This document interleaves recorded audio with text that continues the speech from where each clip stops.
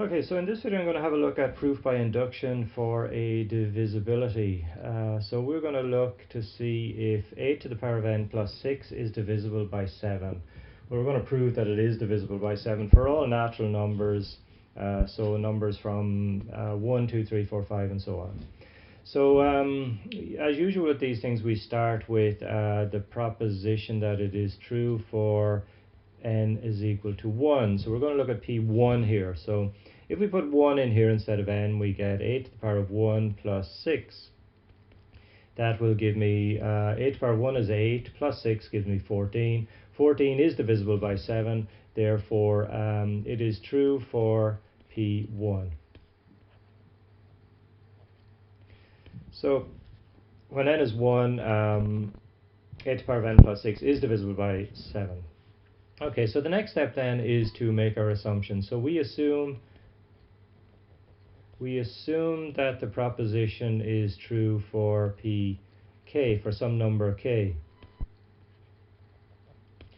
In other words, we're going to assume that it is true for, we're going to assume that 8 to the power of k plus 6 is divisible by 7. So we're going to assume that 8 to the power of k plus 6 is divisible by 7. So we substitute n for k. Now if we assume that 8 to the power of k plus 6 is divisible by 7, what do we want to prove? Well, we want to prove that it is true for the next number after k, in other words k plus 1. We want to prove that it is true for k plus 1.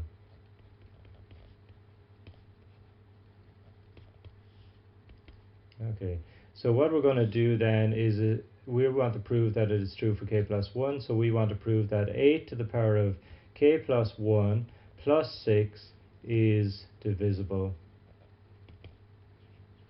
by 7. Okay, so let's do that then. Now, if we have a look at 8 to the power of k plus 1, that's just 8 times 8 to the power of k plus 6 by our laws of indices. This is 8 to the power of 1 times 8 to the power of k will give me 8 to the power of k plus 1. Now, how are we going to decide if this is divisible by 7 or not? Well, if we look at our assumption here, we are assuming that this is divisible by 7. 8 to the power of k plus 6 is divisible by 7. And if you look here, we have an 8 to the power of k plus 6 here. So can we write that as 8 times 8 to the power of k plus 6? Are these two equal? Well, you can see clearly that they're not, because 8 times 8 to the power of k here will give me 8 times 8 to the power of k up here. However, if I multiply 8 by 6, I'm not going to get 6. 6, 8 will in fact give me 48. So I don't want 48, I want 6. So how do I change this into a 6? How do I change 48 into a 6? I just simply subtract 42. Now this whole thing here will be equal to this part up here. So in other words, 8 times 8k will give me 8 times 8k here. 8 times 6 will give me 48, minus 42 will give me 6. So this is equal to this here.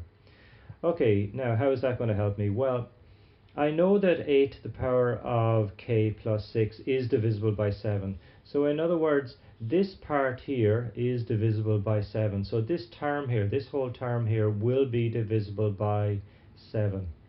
And we also know, of course, that 42 is divisible by 7. So therefore, this entire thing here will be divisible by 7. So I've shown that pk plus 1 is true if pk is true. And that's really it. I mean, you just really have to write down, we know that you just state all that really. So you're just going to say that if, write this in white, if pk is divisible by 7, then pk plus 1 is divisible by 7. We know that P1 is true, So if we have n is equal to 1, we know that 8 to the power of k plus 6 will be divisible by 7. Therefore, you know, if 1 is true, then because we've done this proof here, we know that this will be true as well. It'll be true for n is equal to 2. It'll be true then if 2 is true, then it must be true for 3. It must be true if for 4, if it's true for 3, and so on and so on, okay? So therefore, you would say that by induction, the proposition is true for all n is an element of n. And that's it for this proof.